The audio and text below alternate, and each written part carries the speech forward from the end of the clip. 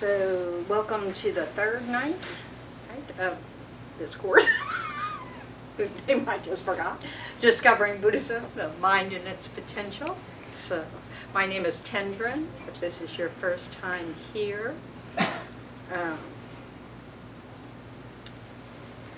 So, let's take a moment to just kind of settle ourselves here, kind of, sometimes just bringing your mental attention to the body that's sitting here, the sensation of actually sitting can help us let go of whatever we were doing a few minutes ago, or whatever happened today, or whatever we're going to do later, so that we can better be present. So take a moment to bring your mental attention to your body.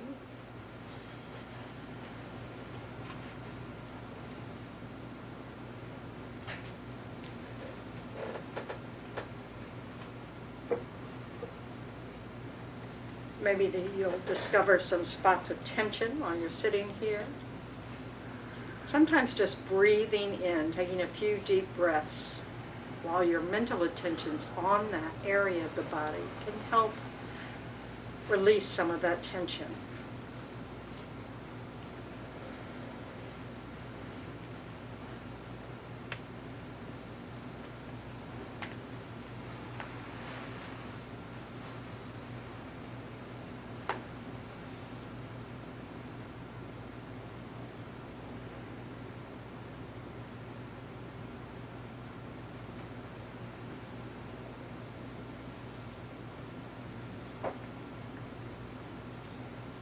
Take a moment to try to recall the reason that you showed up tonight.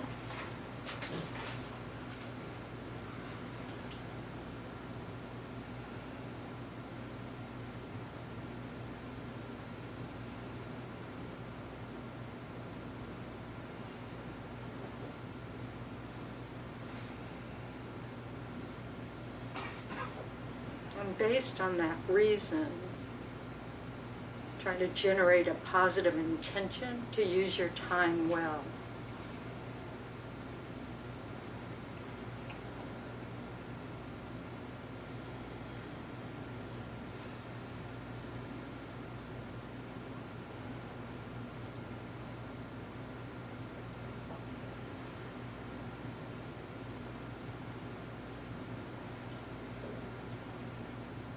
You might want to combine this intention with the wish that it not only benefits yourself, but that it will ripple out to benefit others.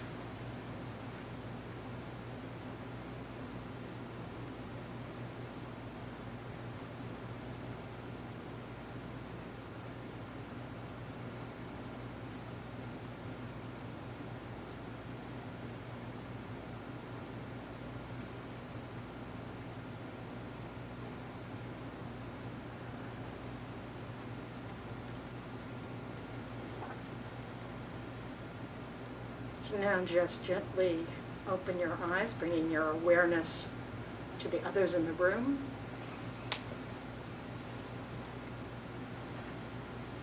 So mind and its potential. Does anybody have any questions, burning questions from the reading, or?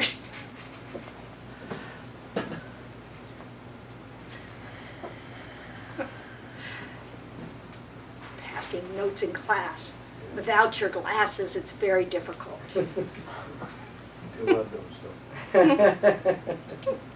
You should see the nuns in class. We used to, you could see when texting was invented, and you could see, people just kind of very subtly trying to move their phone to the next person so they could see.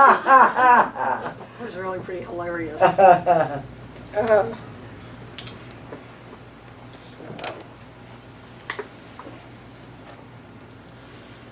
Oh, this is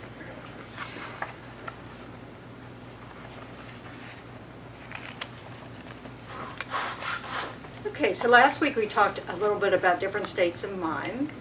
I don't remember what we talked about. I just read about it too. I was just looking through the slides, but I can't remember. Oh, we were left on the subject of the three poisons, I think. attachment, anger, and ignorance, maybe? Yeah, You that wouldn't sounds know, right. Beata. Why am I looking at you? You weren't able to be here. Right? Oh. So what is it? Why do we want to look at our states of mind? What's the point of this exercise? Anybody hazard a guess?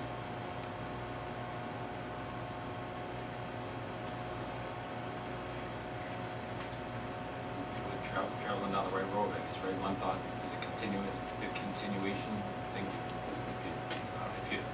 If your mind is on the right path, I guess the next following thought would be. Okay, that's a good point.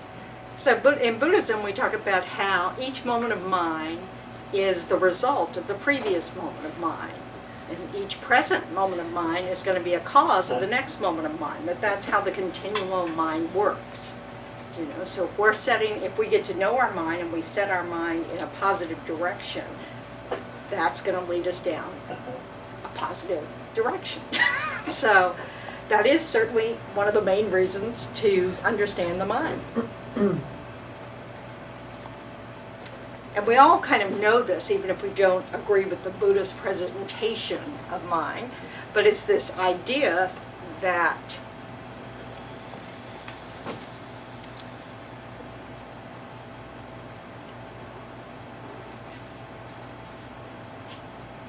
that what we practice gets stronger.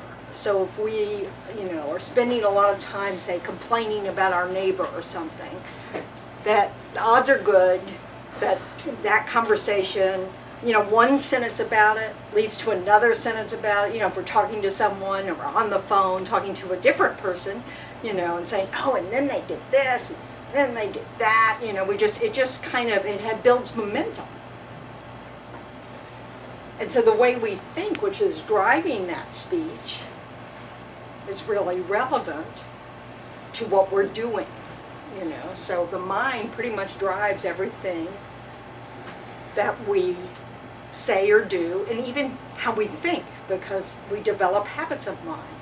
And those habits of mind are what we almost call, our really, really, really strong habits of mind appear automatically. We don't have to think at all. It's just that they're there. So that as soon as a condition is there, that habit of mind will arise. So the more that we really understand our inner processes, how we think, the more we can start to interrupt unskillful habits of mind and replace them with more skillful habits of mind.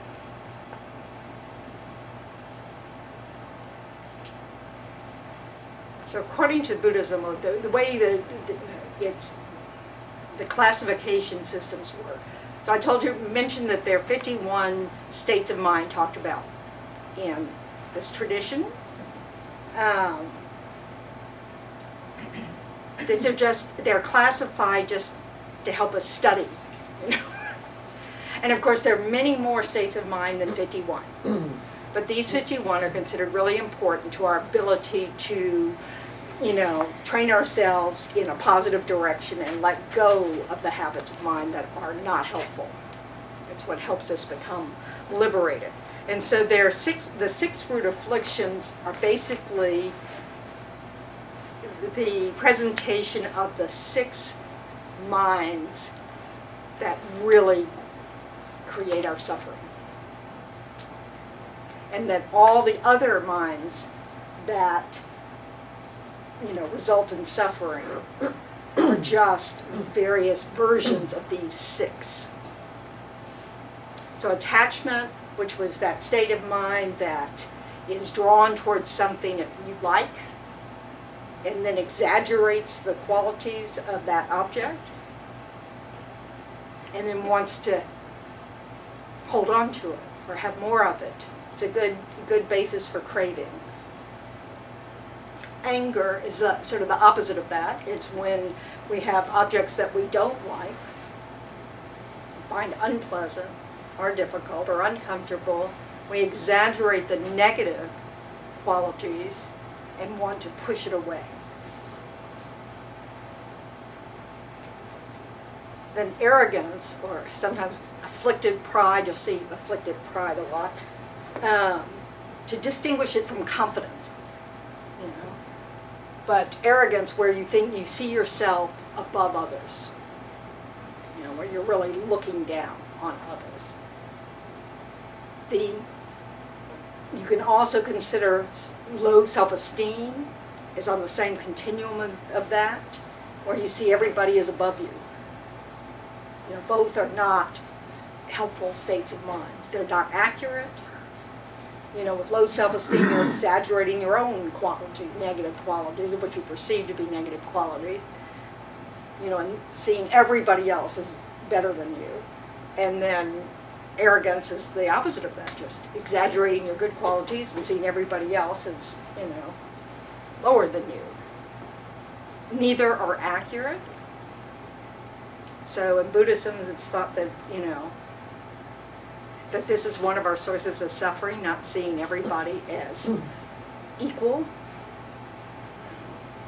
That we all have skills, we all have things we don't know, you know, that there's nothing to feel arrogant about just because we know something, and there's nothing to feel bad about just because we don't know it. That's all due to causes and conditions, whether we met the conditions to know something or not know something, whether we're born with the ability to have a beautiful voice or not born with the ability to have a beautiful voice. There's nothing to feel arrogant about. Then ignorance, which is the ignorance that is, it can be just general unknowing, but in particular, this ignorance is the ignorance of how things actually exist. We'll go into that more tonight. And then afflicted doubt. So doubt by itself, you know, doubt is just not being sure. Sort of, they define it as being, you know, sort of two-minded about something, you know. But afflicted doubt is when you're going towards wrong conception, you know. So you're tending towards that direction, not the direction where you might, you know, adopt a skillful thought. And then mistaken views, or wrong views.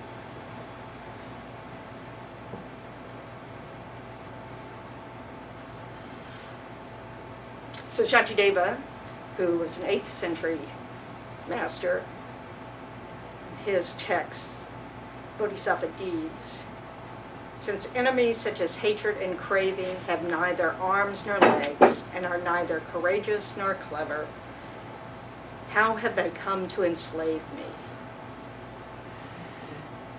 But this is sort of the heart of why seeing aversion or hatred and attachment or craving as unhelpful states of mind is that they, you know, that it results in,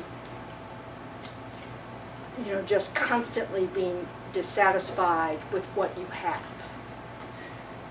You know, so attachment, what it results in is this desire to hold on to something that is naturally impermanent as if it's permanent. When we're separated from what we like, what we're attached to, you know, we're uncomfortable. And the same thing with hatred or aversion. When we're in the presence of those things, we're uncomfortable. We want it to go away. So this state of wishing that it wasn't what it is now is a big source of our suffering. From very tiny little suffering to great big suffering.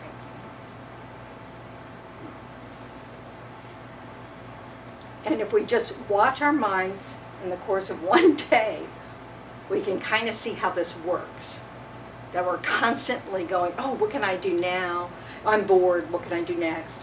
You know, oh, I'd like, a little snack, whatever. We're just constantly kind of looking out. Like even when we're working, we're thinking about what else we might be doing or what we'll be doing later. We're thinking about the future. We're reminiscing about the past. We're not satisfied with this present moment. And it's usually in terms of either attachment or aversion. Either we're missing what we're attached to, or we wish we were missing what we are averse to.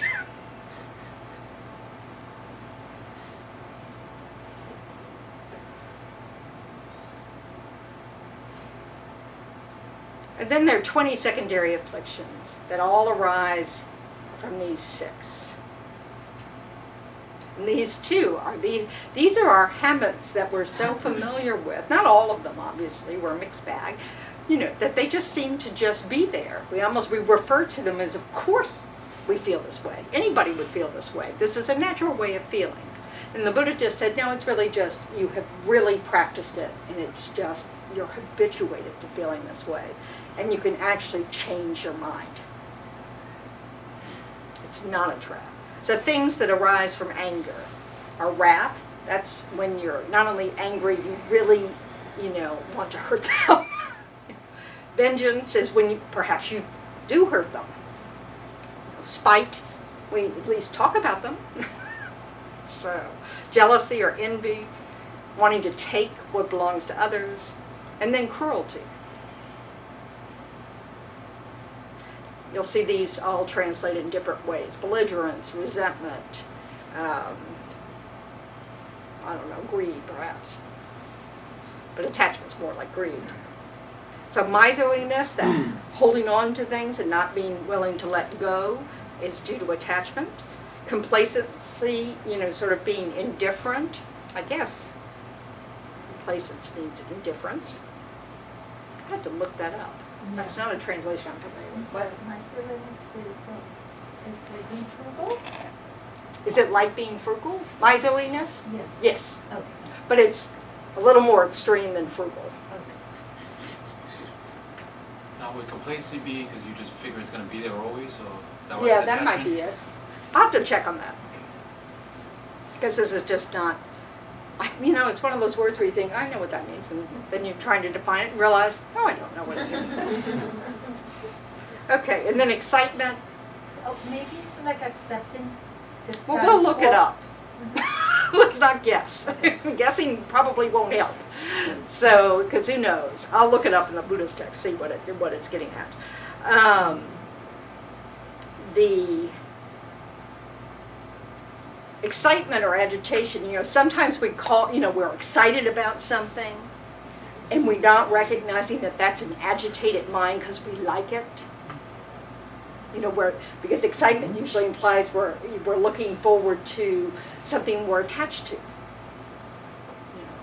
But if we look more closely, we'll see that it is an agitated mind, and that it's a really good condition for suffering to arise.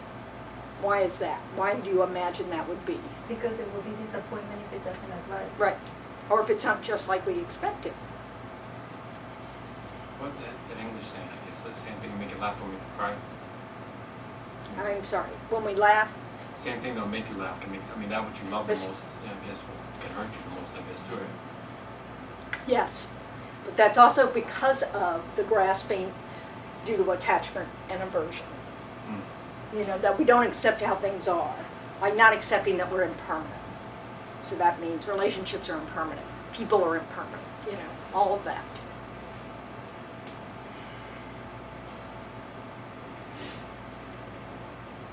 Six arise from ignorance. So concealment of faults, this desire to deceive others about what you're able to do, comes from this self-grasping where we're attached to our reputation or attached to, wanting people to think good of us even if it's inaccurate. We sort of don't care if it's inaccurate, we just want them to think well of us. Dullness or lethargy, this is that, like in meditation, it's this lack of real vividness of whatever you're meditating on. And some of that comes from, again, this attachment to wanting to do something else. So, so that we're somewhat distracted, or we're somewhat just really enjoying the peacefulness of the meditation and not making the effort to keep whatever the object of meditation is vivid. Laziness. There are 3 types of laziness. There's the laziness of procrastination, which we're all pretty familiar with. Then there's the laziness of being attached to things we like. So we just want to do something else. Oh yes, I should do this, but I'm going to watch this movie instead. So, and then there's the laziness of discouragement, which is this laziness that arises from thinking we can't do something, so we don't try. And this gets in the way of pretty much anything. Then lack of faith or conviction. This is because we don't know something to the point of conviction. It's not just that we're certain it's true. We actually know it's true. So when we don't have this, it's from the unknowing, just because we simply don't know, or we haven't done the work to find out, or we haven't, those kinds of things. Forgetfulness is the opposite of mindfulness. We forget the object. We forget what we're doing. We forget what we're saying. Non-introspectiveness is, I think, in our culture we frequently call shallowness, where we just have a superficial quality of mind, where we're not looking deeply at something and we're just kind of being superficial about it. No. These are just states of mind. Pretension is when we're, pretending we have qualities that we don't have. Dishonesty, same kind of thing, only about anything. And this is all, again, about self-grasping and attachment to our reputation and, wanting others to see us in a good way. Or in some way that, like if you're trying to sell someone something, the Brooklyn Bridge or something, you're trying, you want to deceive them, you're going to use dishonesty to do it, and you're going to act like you actually can do it, that you own this thing or represent someone who does. Do you know about the story of the person who bought the London Bridge? So there's a guy, I think in Arizona, who saw that the London Bridge was for sale and so excited, and so he did buy it, and they brought it over brick by brick, this kind of thing. Of course, he thought the London Bridge was the Tower Bridge, so it wasn't what he wanted. So he sold all those little bricks so that he could make up some of the loss from having this bridge that means nothing. The people who sold it wanted to get rid of the bridge, so he literally bought the parts to the bridge. So the 4 arise from ignorance and attachment and anger, all 3. So lack of integrity. This is like what we would say, acting shamelessly. We just don't really care what anybody thinks. Inconsideration, this is actually more of what anybody else thinks. Lack of integrity is more like we don't have self-respect. We're not worried about what we'll think about this, about us having done it later. Unconscientiousness is that lack of diligence. And that it's all of these things in a way. It's like when you're not being mindful, when you're not being considerate, when when you're forgetting what you're trying to do, all of these things, then you can't be diligent. And then, of course, distraction, which can be, how many sources of distraction do you think you have? It can be anything, can't it? It's just really amazing how we can be distracted by anything. And why is that? What's coming into play there?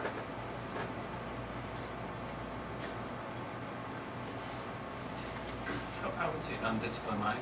Well, that's definitely at play. The other thing is the fact that we don't like this moment. So we just immediately, and of course we've got the habit of that. We may not be actively disliking this moment, but somehow we've got the habit of thinking that we have to keep the mind racing to something more entertaining. You know.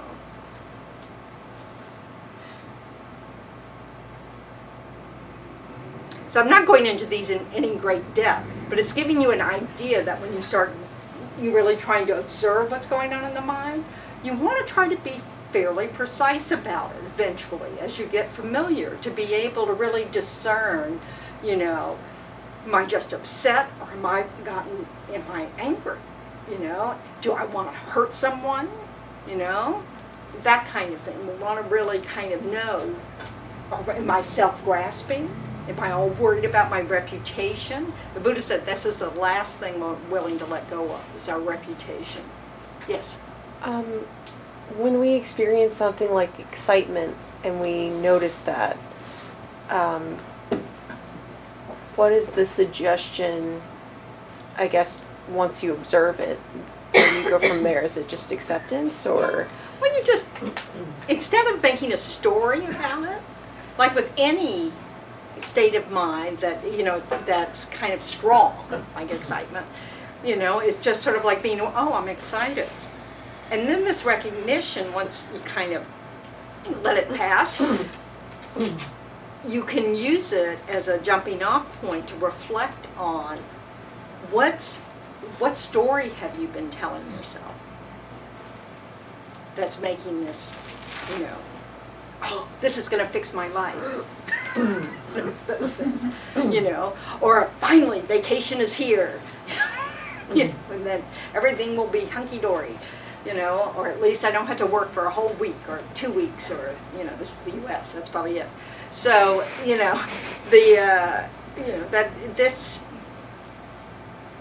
this recognition, but when you first start, it's just this recognition of realizing that's not a calm mind. You know, and minds that are not calm distort our perceptions. You know, so with excitement, we're going to be exaggerating the good thing we're looking forward to, or that's present there. You know, we get it's a heightened heightened sense of something we're attached to. So it's distorted. It's exaggerating something. Now, on that, on that one, I mean, say a song comes on or something, you become very happy and you want to dance with it. I don't know, whatever. Is that wrong? I mean, None of this is about wrong or right. you're not supposed to be, I guess not supposed to be, but super happy or feel like It's not about wrong or right. So it's really about understanding the effect these states of mind have on our decisions, on what we do in the next moment, on the stories we're making up, you know. So yeah, of course, you have a song come on, you know, and you just find yourself humming to it and you smile or whatever, you know. But then, you know, like I was when I was going through a divorce, I remember riding in a car with my parents, of all things, and all these, you know, sad songs came on the radio, and I told my dad to turn it off. He said, "What's the matter with you?" I said, "Wow, it's just making me," it's just like crazy. So, but he didn't understand it at all, because it wasn't a condition for him at all.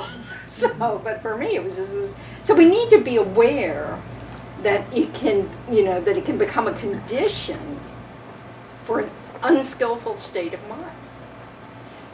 You know? And that we can choose to follow that or not.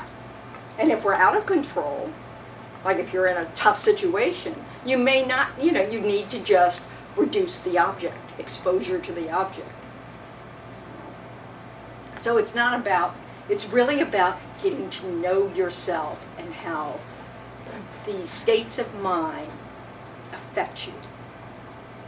And, you know, and the calmer we are, so like we can look forward to something and not get excited, because that is much more of a condition for disappointment, for loss of energy, all sorts of things. We can run ourselves ragged about being excited about something and, just getting, like people who plan parties. But, so I don't know. But I think as you start to look and you start recognizing, oh, what does excitement look like? What does it do to my expectations? Asking yourself questions about what is it I'm excited about? And then maybe you can zero on what's actually meaningful to you. Oh, I get to spend some time with my kids. Making sense? Okay, so Buddha potential. One of the reasons we say that this course is called Mind and Its Potential is because the mind has the potential of becoming a Buddha mind. We don't have to do anything to have this potential. It is innate. Our mind has this potential. There's the naturally abiding Buddha potential or the developmental Buddha potential. The naturally abiding, I couldn't fit potential, so I said naturally abiding Buddha nature, same thing, is the empty nature of our mind. So when we talk about understanding reality as it is, the main focus of that is understanding the empty nature of all phenomena. So we're going to talk about that some more. But this is something that just is. It's not something separate. It's just a quality of our mind. The developmental Buddha nature, potential, is the mind, our ordinary minds that are bound with stains or afflictions or negative states of mind. And this is what needs to be developed. This is why we're not Buddhas now, is because we have some work to do.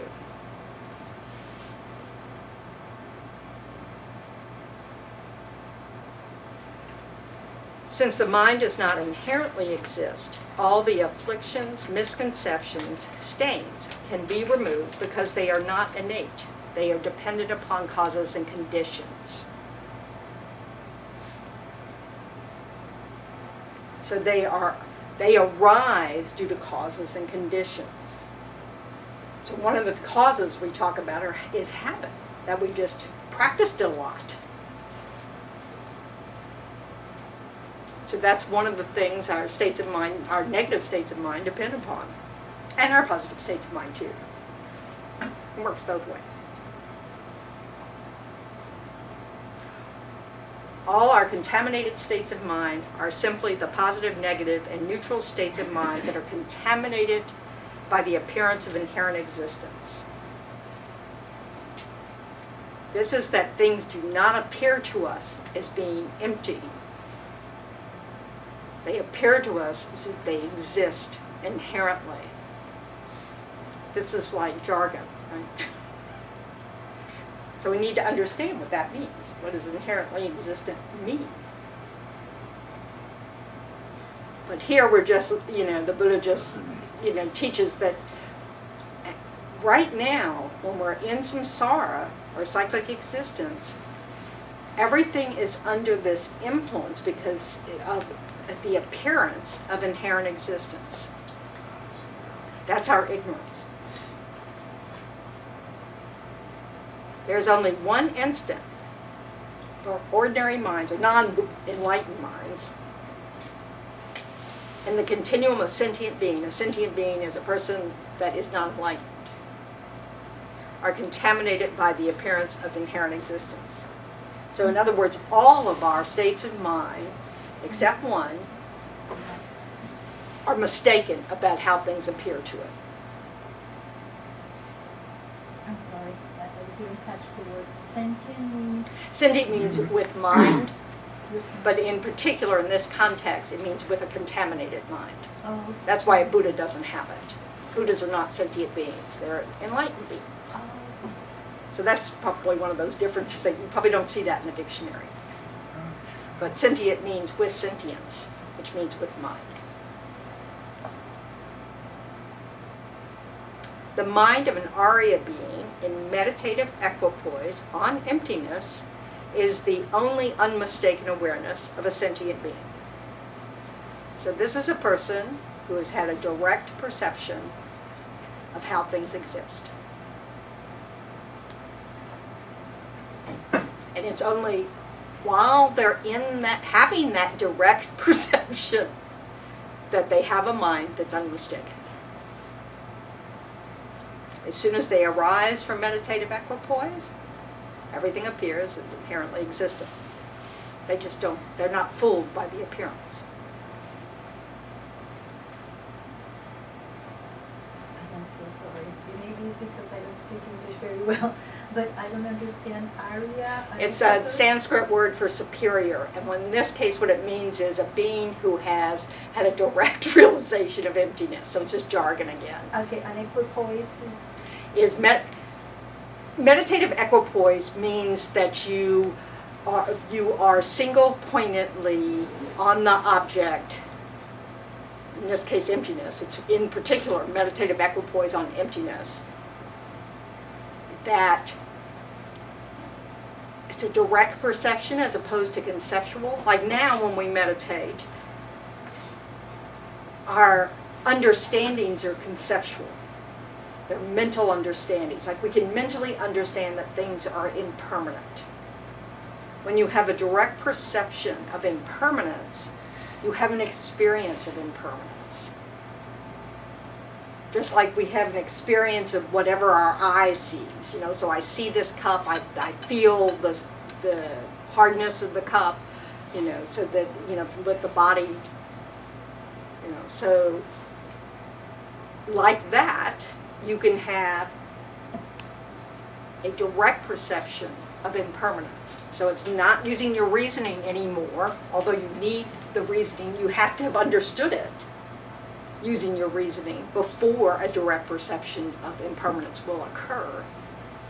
But when you finally have that, when you finally have the strength of a conceptual mind that understands that things are impermanent, that will eventually, when you become super familiar with it and you also have kama-abiding, be able to have a direct experience of impermanence. And that's like the difference between knowing what, being able to describe what?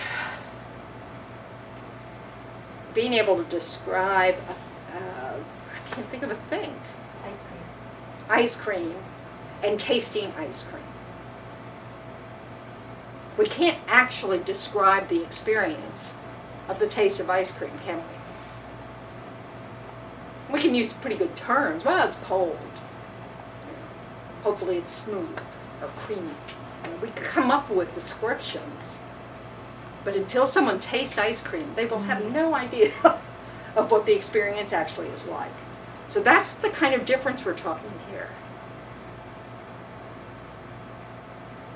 And we need to have this kind of realization about things like impermanence, as well as things like the empty nature of all phenomena.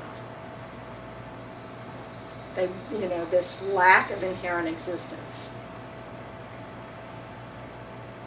So it takes a lot of practice, and it takes developing a mind that is undistractable, cannot be moved from its object.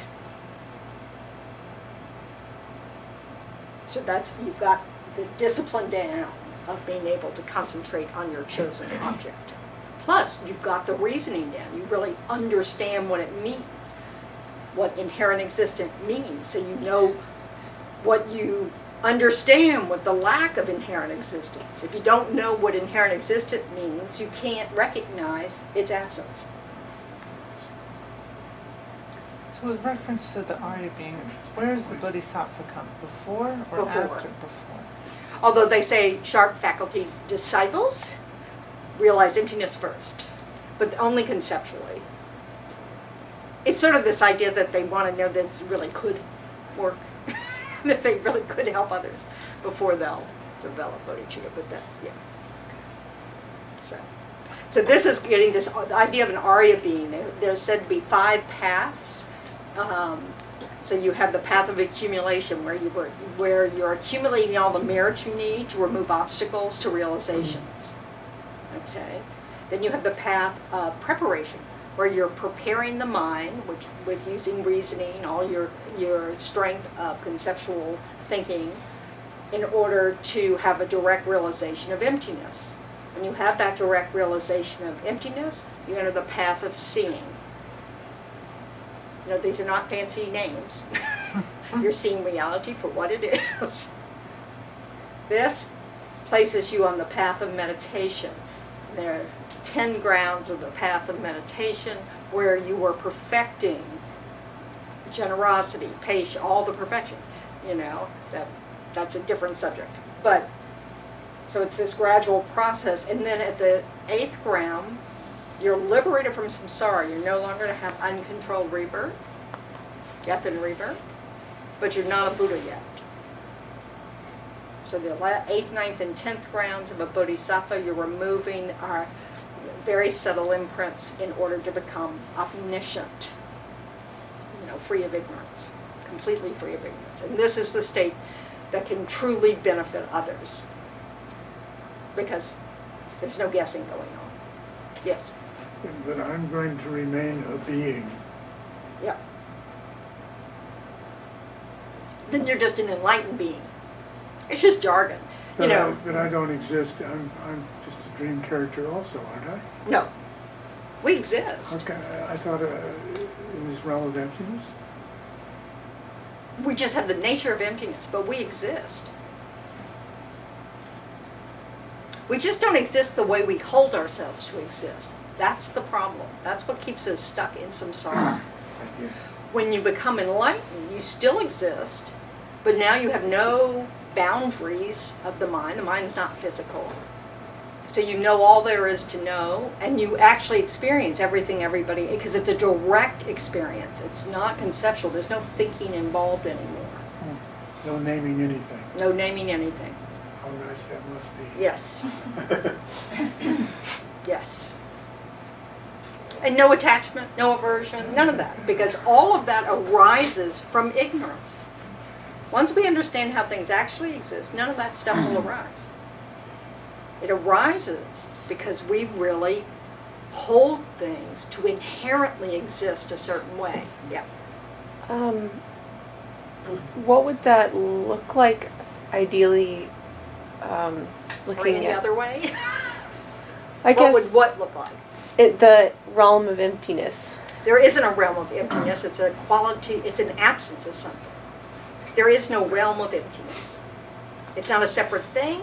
I'm empty, you're empty, this cup's empty, this table's empty, this tablecloth's empty. It's not a thing separate from other things. It is an aspect of a thing. Like this cloth appears to be empty of the color black. Okay.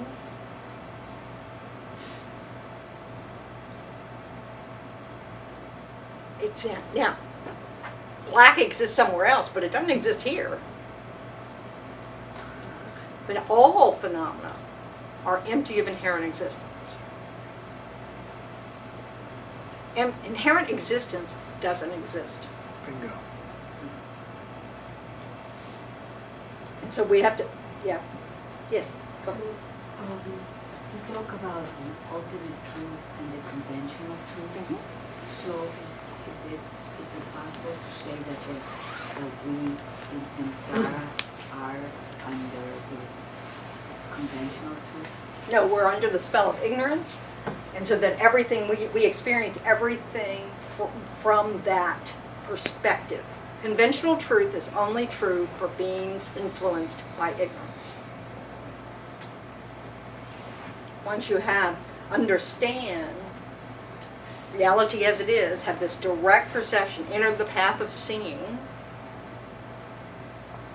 you now know conventional truths are false because they appear to exist inherently. It's not that they disappear.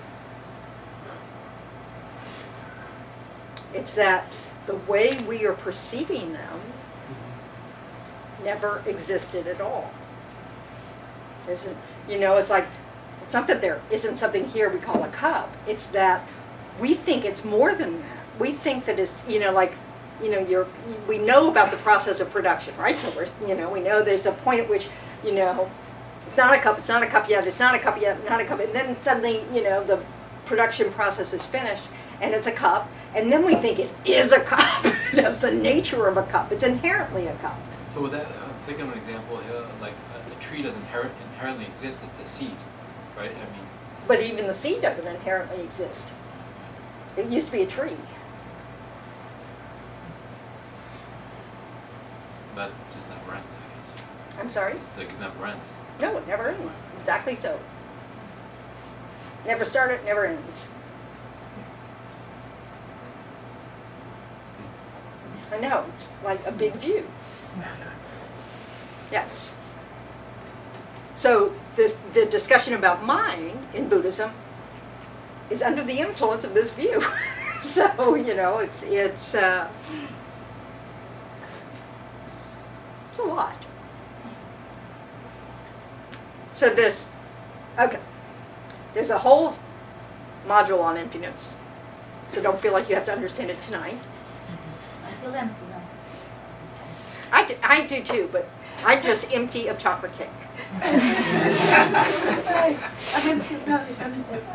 I'm interested of understanding, yes, yeah, that too, that happens a lot. The good news, my teacher used to always tell us, he said, from confusion comes wisdom.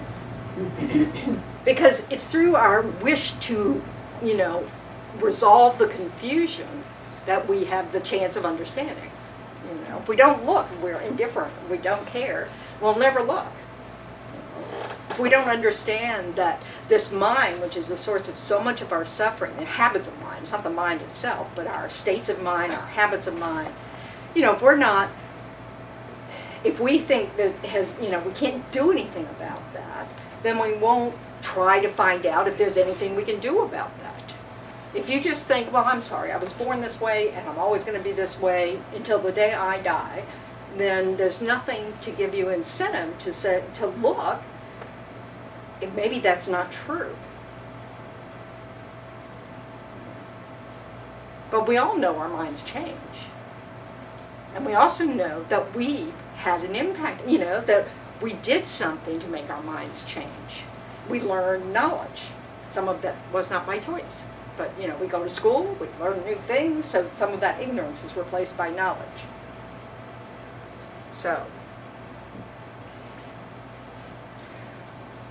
this root of this existence that we're experiencing, the Buddha called samsara, the cyclic existence of uncontrolled death and rebirth,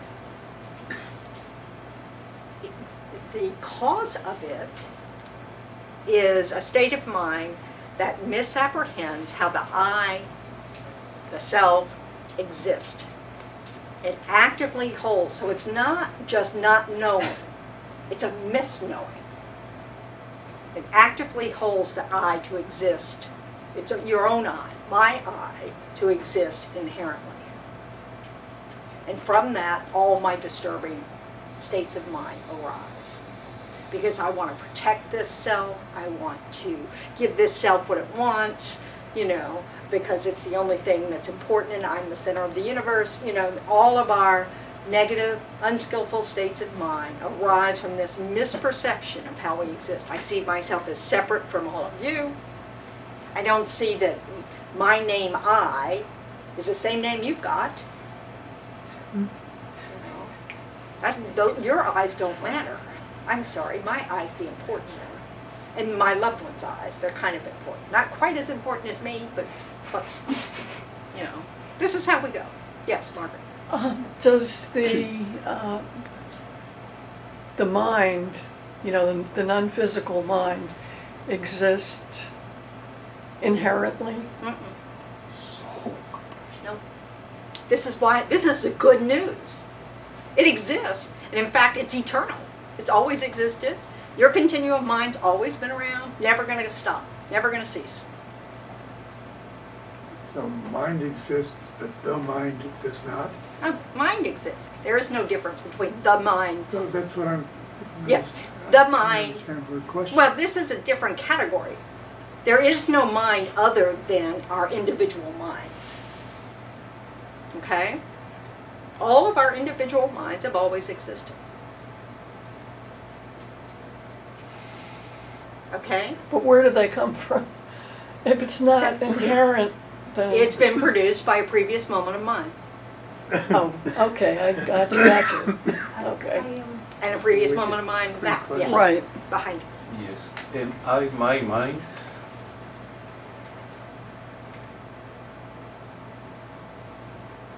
Yes? Your mind? Am I my mind? I didn't hear it. Then I didn't hear it. Am I my mind? yeah. I is the label we give to a body and mind. Okay? So in this life, my I is a label given to this body and this continuum of mind. Okay? We're back to naming things again. Well, it's just for convenience. So that, and that doesn't matter. It's not that we have an I, or we talk about I. The use of a pronoun is not the source of samsara. It's grasping at an I that somehow exists in a particular way, and that it is this and that it's not something of just a series of changeable moments. You know how we know our body now, all physical things, are constantly changing? We can't see it, but we know that there are atoms and electrons and protons and neutrinos and coming through it and all this stuff. Just, I'm in the middle of something. You know, so it's constantly changing, right? We don't say that everything that makes up this cup only exists with the cup. You know, those things, you know, like physicality has also always existed. You know, it's like, you know, like I was listening to something yesterday talking about we are the nature of stars or something. We are stardust. So it's, you know, the physical elements have always existed. It's just that they don't exist in some particular way that we're experiencing them now. They change constantly. So the things that make up this cup will someday make something else up. Not together, you know. This electron will be attached to some other molecule. I don't know how it all works. I just know it changes String all the theory, time. particle physics. Yes, I mean particle physics explains how things are impermanent even though we can't Well, see there's it. no matter. All it is energy. In Buddhism, energy is matter. Exactly, when it's perceived. This is my question with the cup and is between the perceiver and the perceived. Okay, so the perceiver is not physical. The mind is not physical. The object of a cup is physical. Now, it may just be energy that's taking this shape in this moment for this eyeball, you know, but they're two separate things. So they say... Are they? Or is it one that, can one exist without the other? No, they're inseparable. So the body and the mind are inseparable. The mind needs a body, but it doesn't have to be this kind of body. It could be a very, very, very, very, very, very subtle body. Just like the mind has a very, very, very, very subtle base. So even after death, like after you left this gross body, then there are subtle bodies, and that's the basis for the mind stream? Then the That's what wind, always has this to is be? the language. The jargon is that subtle mind that goes to the next body is carried by a wind. And that wind is that mind's body. And that's physical. That wind energy is, it's Okay. subtle. So the mind stream, what I'm asking, always has to have a basis, which is some sort of body. Yeah, but it's impermanent. Right. So even that wind is impermanent, So the basis is always changing. and so is the mind. So they're both impermanent. They're both produced. Yep. So the mind can never exist without some form of Body. physical carrier or something. Physical. But it's nothing like what we are experiencing. And a lot of Buddhism doesn't talk about this. This is part of the Vajrayana system, the tantric system. That says mind and body are inseparable. But they are not the same. One is physical, one is not physical. A tantra, I don't know, it's the last module of the series. It's the cause of the form body of a Buddha. Okay. Yep. For my own clarification, does Buddhism contemplate the concept of soul? No. In fact, the Buddha says this. Now this is where we get into jargon. This is a problem. It really depends on how you define soul. Okay? If the soul is defined as something that is permanent, eternal, that is you, that goes from life to life to life to life, the Buddha said that doesn't exist. No. That's exactly our ignorance, is thinking there's something that is you, that is always existed, always will exist.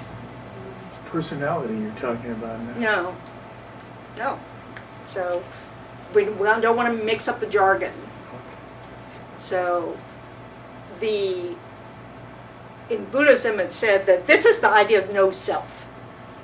Okay? But it doesn't mean there isn't a self at all. It means there's no self as the self that appears to exist to us. That arises out of this self-grasping, it's that dualistic mind that sees me and you. That this is not a correct view of how things actually exist. I mean, we know it from the physical end in that this idea that there's something separate between you and me, and that they never will the twain meet, I mean, it's not true, because there are all these particles that are just constantly, we're just fluid.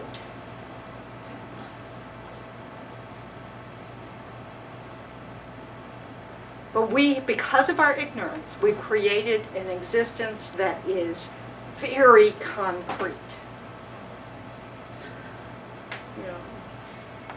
Where to all our sense awarenesses, we are completely separate from each other, except when we're in the womb.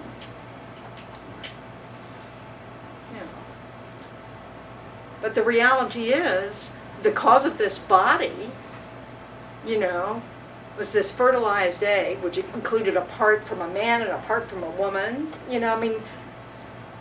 So when did it become you? And not part of your parents. We grasp on to these things and try to make them fixed. Oh, now it's me. Once you're born, now it's me, and you're over there.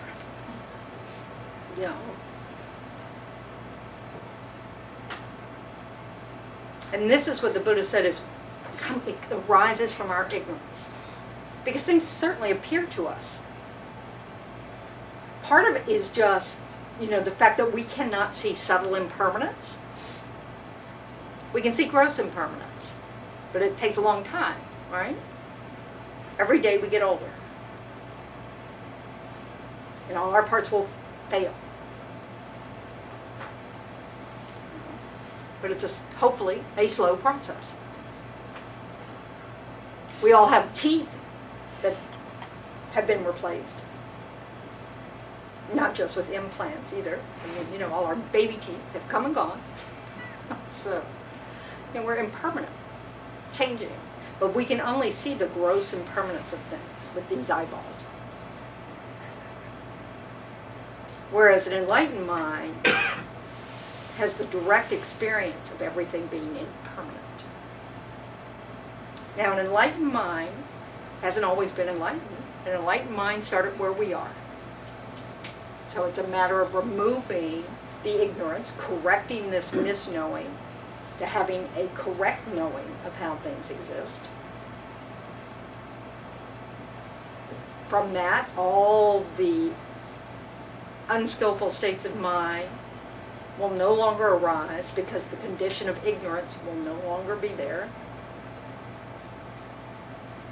All of our constructive or positive states of mind, like compassion, we won't have to even think about it. They will naturally be there.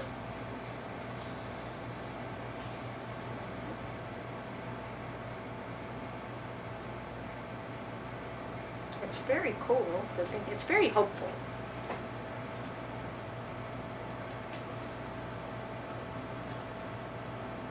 Now, so the fact that there's no soul or no permanent, like I said, it depends on how you define it.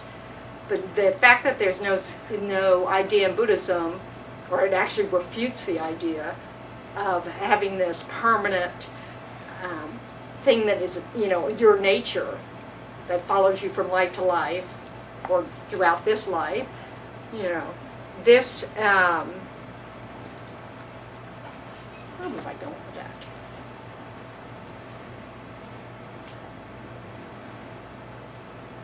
In Buddhism, it's sort of like the good news, because it means we can change. So if we think that I'm sorry, I have the nature of anger, I have the nature of greed, just going to be like that, I'll try to behave myself, but that's, but under that, that's who I am, then we're stuck. We're inherently flawed, is basically what that's saying. And according to the Buddha, that's not true. We're empty of that. We have the capacity to know everything. What obscures us is our misknowing of how things exist.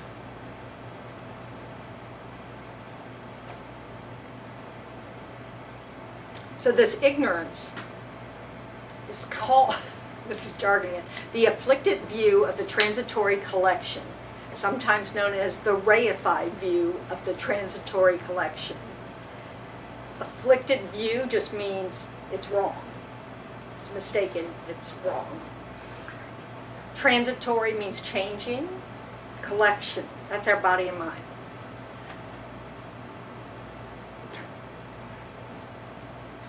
So it's our view of our body and mind that's incorrect.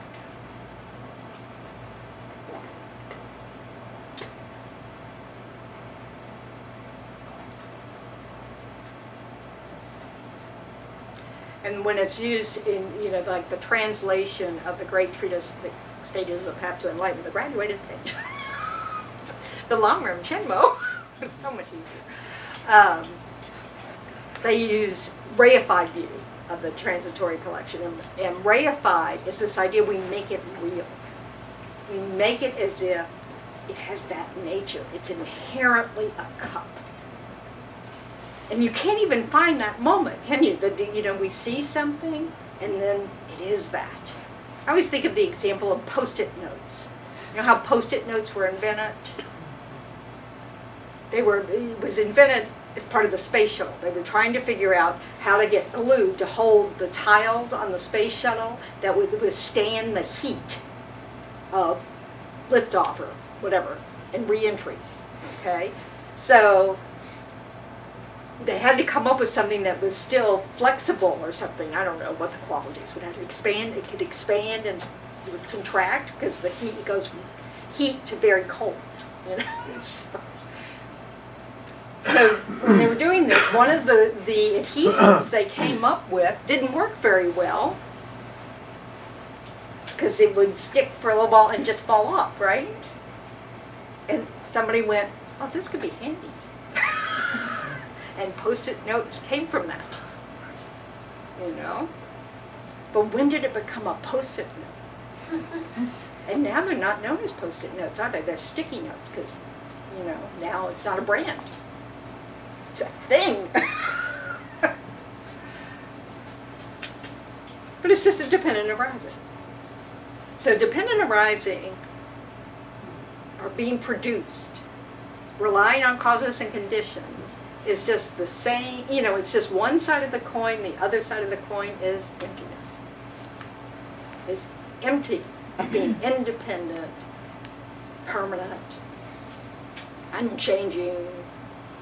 It's empty of having this some sort of concrete nature that is this.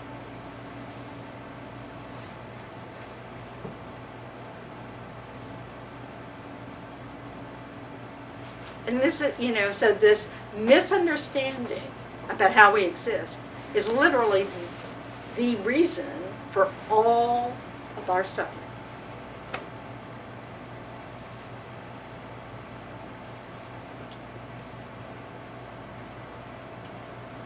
This is why when you finally perfect your wisdom of that lovely 7th ground, now you're on the 8th ground, you're no longer subject to birth and death. Because that's not how we exist to begin with. So all our suffering is just due to a wrong view of how that we're not, that we're impermanent. No, that we don't inherently exist. That we're not impermanent. Our impermanence is an aspect of the way we exist. And emptiness is an aspect of the way we, exist. Inherent existence is how we do not exist, but how things appear to exist. I know, jargon, so much jargon. Alex Berzin calls it impossible existence. And we hold things to exist in an impossible way. They never existed that way. So realizing emptiness, we're not giving up anything at all. Everything already existed that way. All we're letting go of is a misunderstanding of how things exist. Nothing changes. But it's our freedom from samsara that's the result of it.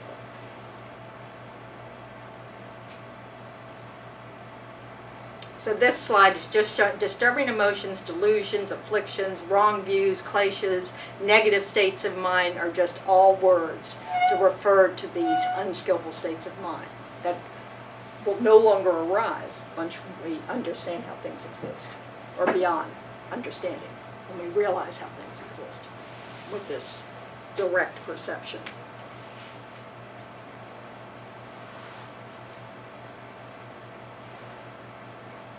Negative states of mind, I think we've already talked about this in some previous class, but they are basically just the minds that when they arise make the mind unpeaceful. So it's just a state of mind. They're called negative because they make the mind unpeaceful. That's why excitement falls into this category, because it's unpeaceful. And let me repeat, that does not mean you can't enjoy things. Enjoyment is a result of positive actions. So it's grasping. It's thinking that the object of enjoyment is inherently enjoyable. Like Venerable Rabina likes to say, we think that chocolate has an ingredient called delicious in it. It's in the chocolate. Couldn't possibly be from our side.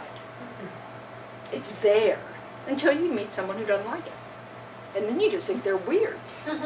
So, but we project onto the object, which is what is actually just a ripening of our karmic seeds.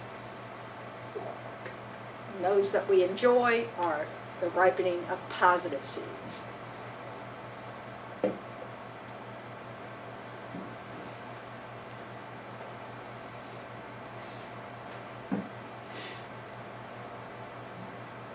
So you often hear about dualistic mind in Buddhism. And this is getting at this idea that as soon as we apprehend a self, we apprehend other. And then it just goes downhill from there. So, because we grasp on to that self as somehow being different more valuable, less valuable, whatever, however we superimpose on it, depending on our mood, you know, something that all those other selves, you know, that we're separate from them, we're different from them, we're independent of them. In fact, we're interconnected with everything that exists.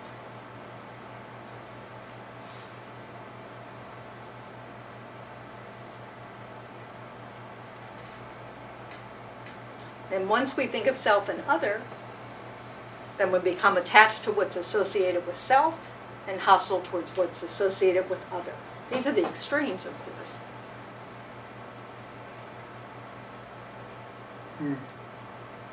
And then as you observe the self, your view of the self can become inflated. There's something like 7 types of pride.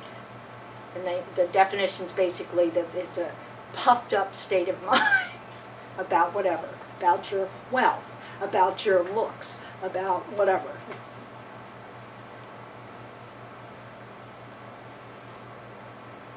Okay, so now we're going to set aside emptiness for a moment. Okay, so the definition of mind was clear and knowing, or mere clarity and awareness. You know, so those are the kinds of translations you'll hear. So the word clarity, in Tibetan it's sal, comes from the word that means the arising of the sun. Don't ask me how. Charba leads to sal. Anyway, apparently it does. So, this is the dawning of something. So this quality of the mind that is clarity is an activity of an appearance. So it's the arising of the appearance of something. That's the clarity part, or clear part, in the definition of mind. So it's not static, you know. It's not a noun; it's a verb. And it's like the arising of a hologram, but that hologram doesn't have to be just visual stuff. It's, you know, just like we can hear a song in our head, you know, and bebop to it just as if it's on the radio. That's a representation of the sound that we're familiar with. And we can do it with all the sense objects, whether it's a, you know, sight, object of sight, object of smell. So the clarity is getting at this dawning of an appearance.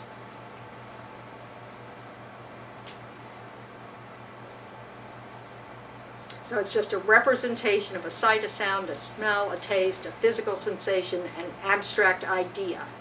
It can be in or out of focus. It's just simply something that is, it's the activity of something appearing. The object is appearing to you in the mind. Because of every moment of mind has an object.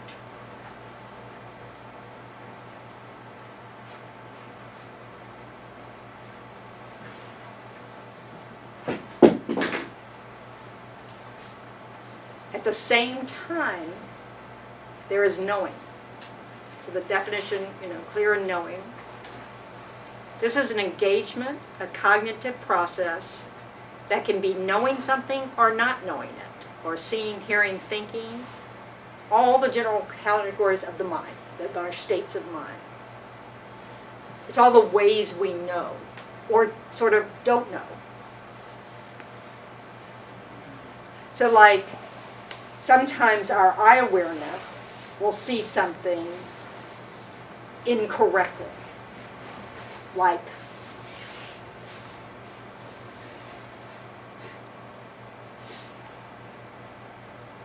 you never see anything incorrectly? People who are colorblind, or Yeah. You're colorblind, you don't see colors that others do. Mirages. Could be like you're angry at someone cutting you off and it turns out they have an emergency. I don't know, is that, is that Well, that's different in the sense of, that's sort of like the next step, you know? So someone cuts you off, you have that experience of that, and then you think about that and decide they're jerks, you know? And they're still endangering you even if they're not a jerk and they just happen to be trying to get to the hospital. I had a friend who poured bacon grease, hot bacon grease, right off the stove on her hand when I was 16. And neither one of us could drive, or we didn't have a car or something. Nobody was home, you know. So I finally got a hold of someone's cousin. I mean, I never met the person. And he drove down one-way streets the wrong way, you know, all this stuff to get to the hospital in time. And I'm sure he looked crazy. He looked crazy to me, and I was in the car. And I knew what was going on, you know. But it's this, you know, so we have, so this knowing, I'll get to that. Now in this tradition, in the Galupa tradition, we add a word, mere. It's mere clarity and awareness, or merely clear knowing. This mere means only. And that means only that activity is happening. It is not that there is a separate me that is making it happen. It's just the mind is happening. This is the mind happening.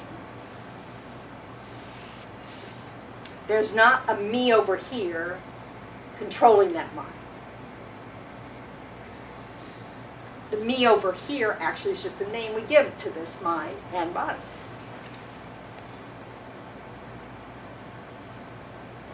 This is the reason why this is specific to this school of Buddhism, is that other schools of Buddhism, like the Theravada system, think there's certain things that inherently exist. So it's a different view. The Buddha taught both views according to the dispositions of the minds of the students. So in this system, nothing inherently exists. And what are the things that exist in Theravada? I think in one school it's functioning things that perform a function. And we use the argument that they couldn't perform a function unless they could change. They were inherently existent, they couldn't change. They would just be that forever and always. It couldn't come into being. It would always be a cup. In fact, you wouldn't even have to name it because it would scream cup. Because it's the nature of cup. It's hard to, I mean, this is the way you think about it, reflect on it. There's a lot to cover. Okay. But so there are differences in the different schools of Buddhism. And the Buddha taught these differences in order to help the students who were present. This is one of the benefits of having the merit to be born in the time of a Buddha and actually receive teachings directly from the Buddha. Because the Buddha, being enlightened, has no ignorance, knows exactly what's appropriate for your mind. And they say that in one teaching, what the students heard was according to what they could understand, or what's appropriate to their disposition of mind, not necessarily that they understood it yet. This is the, you know, an enlightened mind is kind of a cool thing. Now, when we're all enlightened, there won't be any need for, like, going to lectures. None of that will be necessary. I have a question. This is a description of the nature of mind, basically? This is the definition of mind. And yes, it's including that aspect of mind that is empty of inherent existence. That's a quality of mind. Then what are the holograms? The holograms would be like whatever arises? Or? Well, the hologram's a representation of whatever you're thinking about. Okay. You know? So, Any object, basically? yeah, or a thought, a conception. You know, what your idea of emptiness is.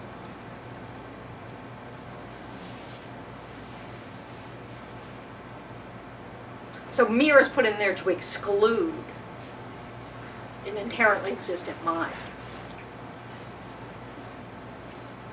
Now when you get to more subtle mind, then clear and knowing has other meanings, more subtle meanings.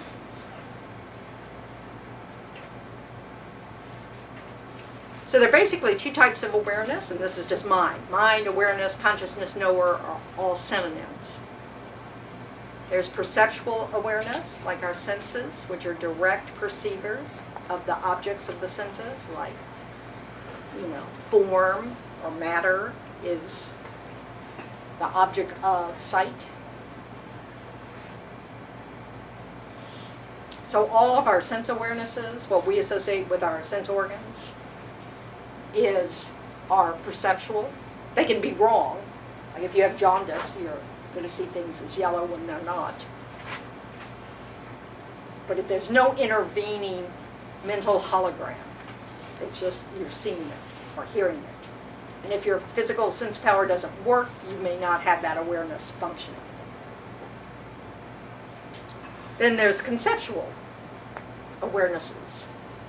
These are mental, and mental awarenesses can also be perceptual, like the direct perception of emptiness.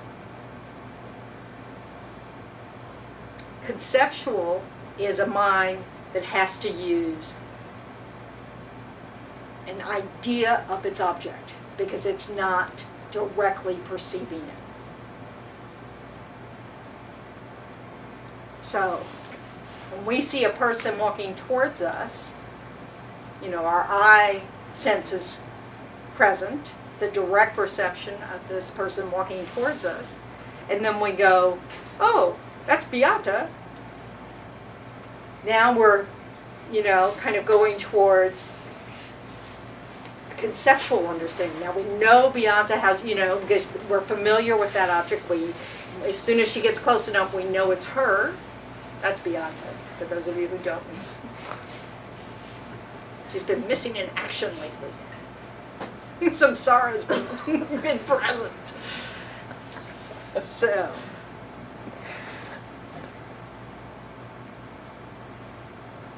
But very quickly after a direct perception, then we have our thoughts about it. Oh, I like this cup.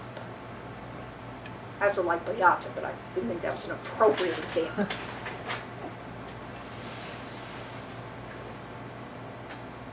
So when it's a concept, it's indirect.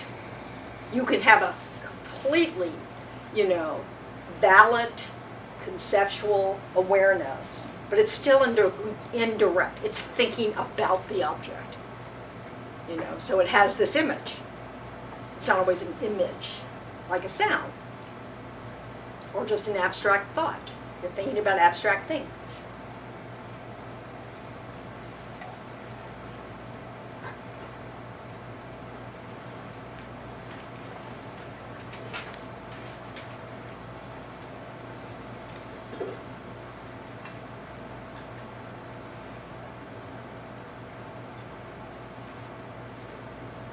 So when somebody's walking towards us and we're waiting for a friend, and we're at the right spot, waiting for a friend, and we see someone coming towards us, and they look to be the right gender, the right height, all those kinds of things, we may think, oh, that's my friend. And we might be wrong. At first, because we didn't put on our glasses, we might not actually have a clear perception of anything. It may all just be a blur. So that's sort of a distorted perception. But they get closer and closer, and then we kind of say, oh yeah, that looks like my friend. This stage it might be, though, just a presumption. We don't actually have enough information to actually know it is our friend. They're too far away. But eventually, they get closer, and if it is our friend, we've had a valid awareness seeing our friend. We were correct that it's our friend. But what is but our friend is made up of all sorts of conceptual ideas. It's not a direct perception. It's an idea.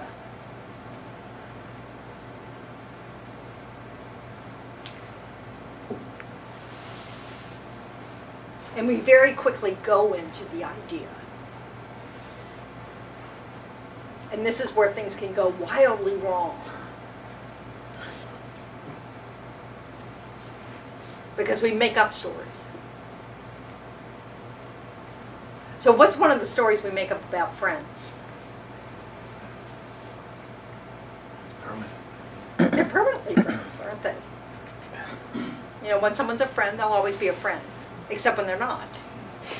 You know, the friend that ran off with your partner is not a friend.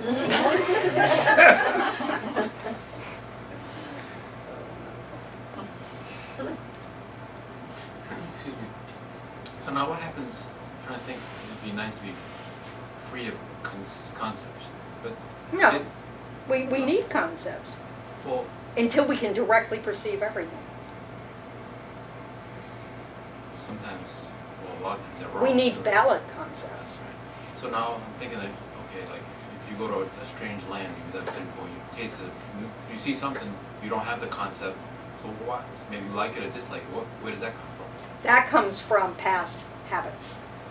So, for whatever, first of all, this is how different the worldview is in Buddhism. I remember asking a teacher about, you know, a Tibetan, about who's raised with this idea of the mind's not physical, that there's past and future lives, all this stuff. It's just a whole part of his upbringing, you know. Doesn't really question that, you know, until he starts studying. But so I asked him about, you know, what about imagination? You know, you create whole worlds in your mind. He goes, oh yeah, you're just remembering. Your dreams. Oh, they're just made of memories. They're not in order or something, but you know, it's like we don't have this as a starting point.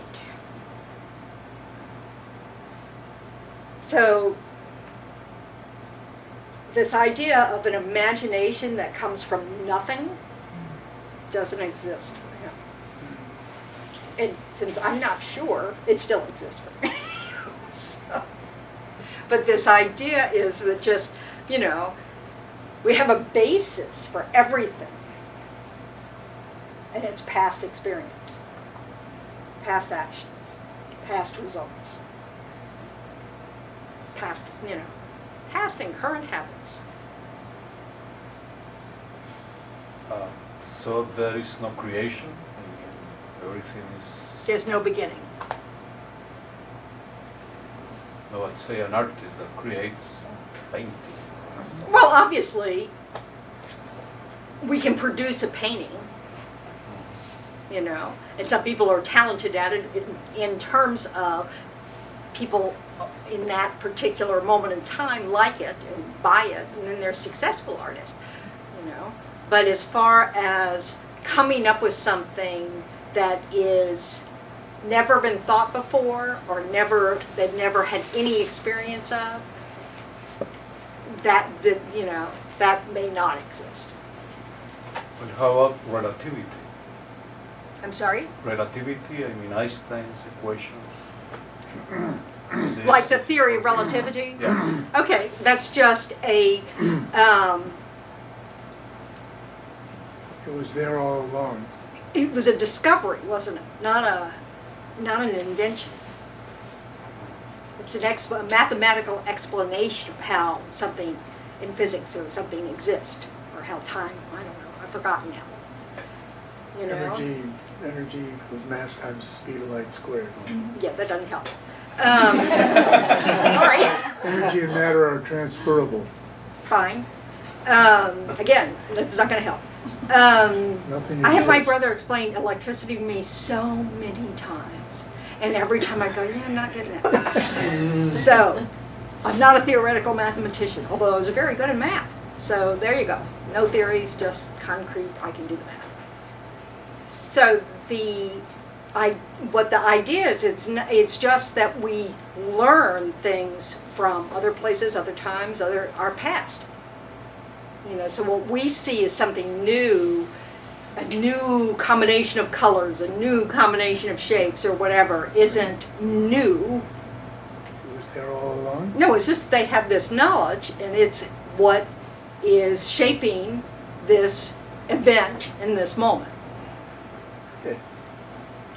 But you do wonder, like Dr. Seuss. Yeah. Dr. Seuss is all his little creatures came first. He made little models of those kinds of things, Doogly Louch and John, and the stories came later. Mm-hmm. So there might be a world that looks like Dr. Seuss land.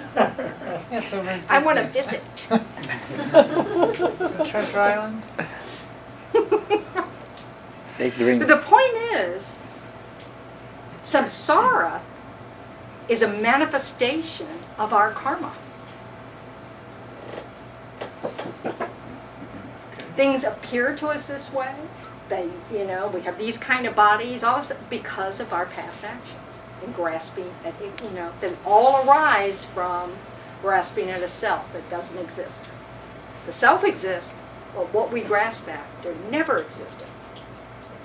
And that's creating the appearance of things to be inherently existent, to be, pure when they're impure, to be permanent when they're impermanent, to be the source of happiness, to be the source of suffering, when it's really the mind. And all these interactions.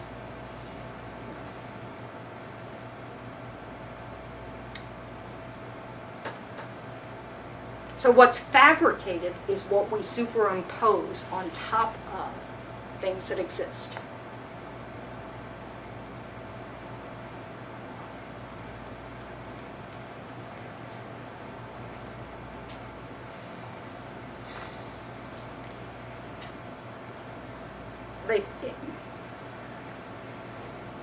One classification of the ways we know, they form 7 types. So we have what can be called bare cognition, which is, what the mind, when we talked about primary mind and secondary mind, that there's the mind, like the hand, and then secondary minds are the states of mind. So the mind itself just knows the mere entity of an object. This is sort of the bare cognition. The states of mind are what fills in all the, ooh, that's a good thing. No, it's more than that. Could resist. Okay, inferential cognition is what we can know through our reasoning. We can infer this from that. We can infer if there's smoke, there must have been fire. Right? Or the reverse. Yeah, no, that's right. That's their. All the examples given in the Tibetan system, it's what they always give. So where there's smoke, there was fire. That's the example of that, of inference. Subsequent cognition just means, you look at the cup, the first moment of looking at the cup is that direct perception of cup. The subsequent cognition of that is not like that first perception. Then you're starting to think about it,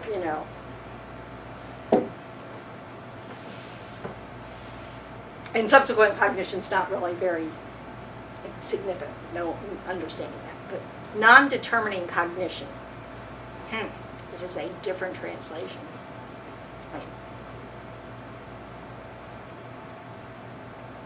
This may be direct perception. You're not thinking about it, you're not elaborating it, it's just what you are directly experiencing through your senses, sense awareness. Or your mental awareness, if you're a yogi, can have direct perception of images. Presumption. This is the assumptions we make. So as a Buddhist nun who's been studying for quite a while, basically, I think all phenomena lack inherent existence. This basically right now, according to me, is a correct assumption. I don't have an unshakable realization of emptiness. You know? So often we have these presumptions. They can be correct or they can be not correct. So you think you see your friend coming down the street and it turns out, no, it's not your friend. But we have this mind that thinks it is. In this case, it's mistaken. Indecisive wavering. This is a person lip. Okay, this is the doubt. This is when, I'm of two minds about such. And then we have distorted cognition, or wrong. It's wrong cognition. It's not clear. So basically, in order to have a direct perception of emptiness, we kind of start with a wrong idea. And then we start to think about it. We've never actually thought about it, so now we're thinking about it. We're not sure. So for a while there, we might have a mind that says, no, that can't be true. Things are not empty. Things do inherently exist. Look, you can tell. And then maybe you think, well, maybe it's true. Things don't inherently exist. And then you move yourself up to a correct assumption or a presumption. And these presumptions can be based on accurate reasons, inaccurate, no reason at all, a hunch, all of those things. But if it's a correct one, eventually you'll have an inferential, valid cognition that knows that things don't inherently exist through reason. Conceptually gets it. And you can have such a powerful one of this thinking about it that it's unshakable. Nothing anybody says or does will disprove this because it's the truth. That mind eventually has the power to propel you to a direct perception. Then you actually have the experience of it. Now you realize emptiness. So this is not describing states of mind that we necessarily know we're having. We may think we're having an absolute knowledge of a fact and be wrong. This is only, from the perspective of an enlightened being, say, who knows whether you're having a valid state of mind or not. Now, we have valid states of mind all the time, even though they're mistaken with regard to whether things inherently exist or not. So the teachings do not say things don't exist. It doesn't contradict conventional existence. It's just teaching that the way things appear to us to exist conventionally is not accurate. And until we have that realization of emptiness, which is an ultimate truth, we won't understand that the appearance of things are false. Again, this doesn't change our existence because this is how we exist. So we don't lose anything. It's the way we perceive it changes.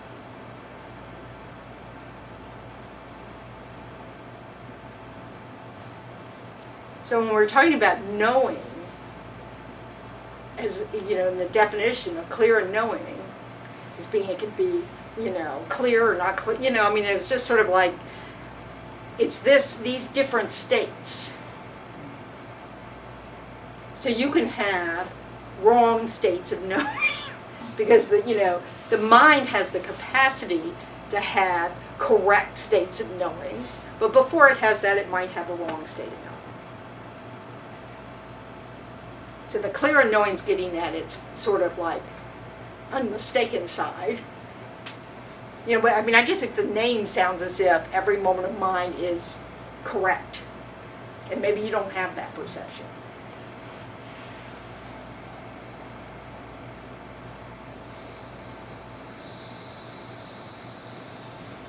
All right, we all drowned. Fried is the word I'm looking for.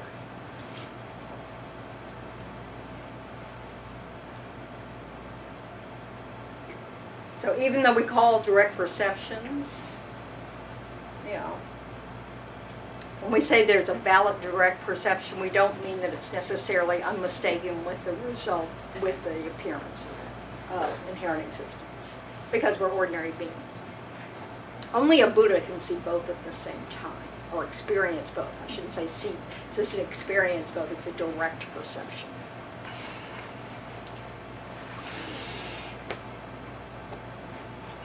A perception apprehends its object directly through its sense power, like the eye awareness directly apprehending the color blue.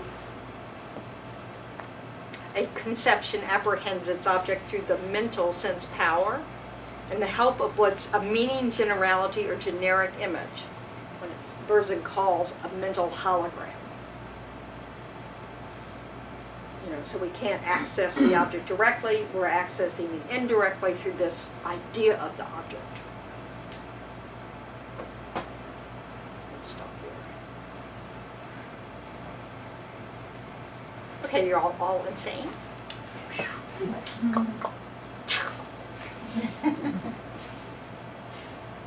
Yeah, it's a lot. I sympathize and empathize.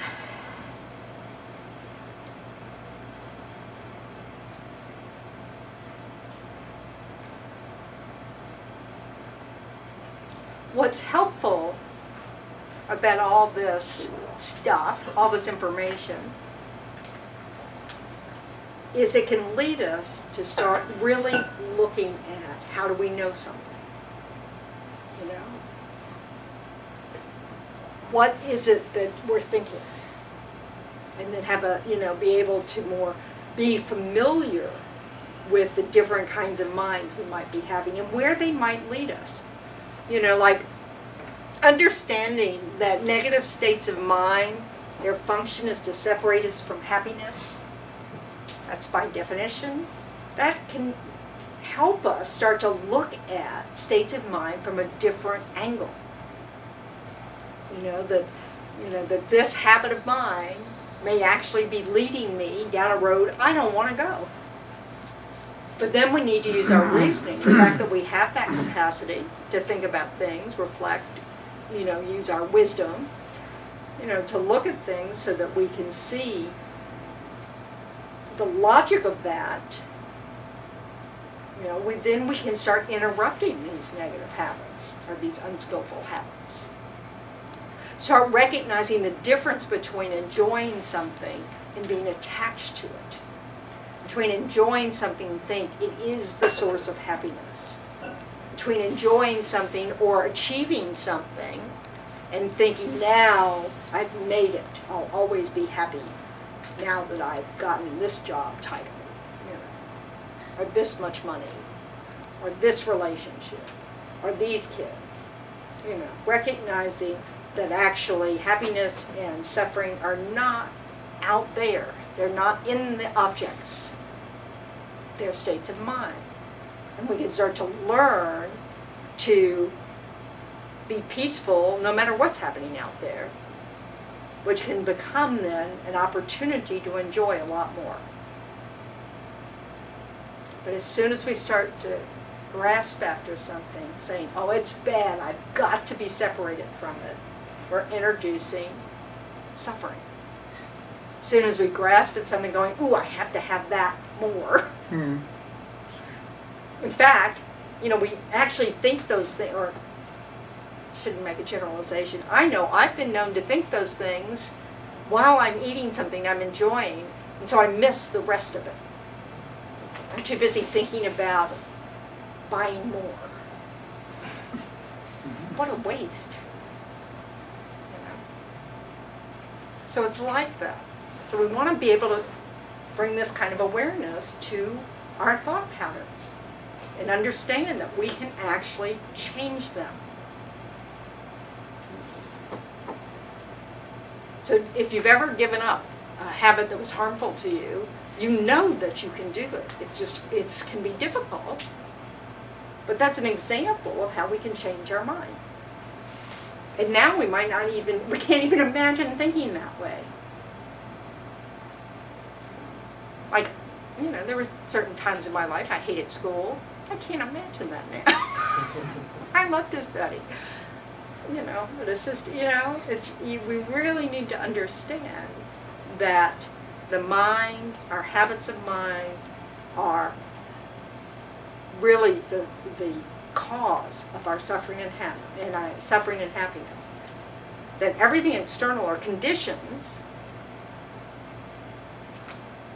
but it really is under, you know, it makes us, we have the power to make ourselves suffer less.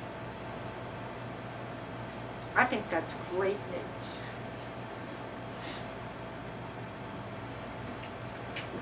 That's your pep talk for the week. So it's really, you know, so if you start your day with a motivation and intention about what's meaningful to you or what you're working on at this moment, and then you just check in periodically through the day. Set an alarm on your phone, you know, a little reminder. What are you thinking? Just kind of look. So you can regroup if necessary. And just get in the habit of checking what's going on in the mind. And then that becomes habitual. You do it often enough, you know, you're pretty aware. And that is the condition for choice. Until we're aware, we can't make the choice. So that's the process. So learning how to discipline the mind, to stay on the object, whether it's the breath or your feet while you walk, you know, or the job you have, you know, whatever you're doing at work, the task at hand. You know, these are just disciplines to keep your mind on the object you're telling it to focus on. But you also want to look at, oh, why do I think, you know, righteous indignation is a positive state of mind and not a suffering state of mind? We really want to start to examine these states of mind we hold on to as being, you know, like a lot of people feel anger is very powerful. And yes, it has a powerful energy, and that energy can be very useful to overcoming injustice, changing things. But the anger itself isn't so helpful because it's a distortion. So we want to, you know, really get familiar with that. All right. Okay, so now take a moment to think about what your motivation was in the beginning or your intention was in the beginning of this class, and just so you can kind of check up. How'd you do? But feel good about spending some of your valuable time in this way, trying to understand your mind from just a different perspective. It's not about agreeing, it's about investigating. And this is where change comes from. So we can feel good about that, and we can feel good about the fact that we weren't alone, that there are other people who are interested in working with their minds. And then we just want to try to remember others, you know, that we don't want whatever benefits may come from this effort to just benefit ourselves, but we wanted to ripple out to benefit those around us, and in turn we'll ripple out and benefit those around them, etc.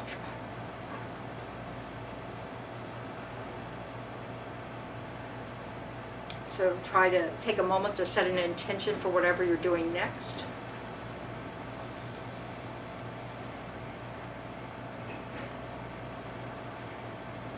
And thank you for your time.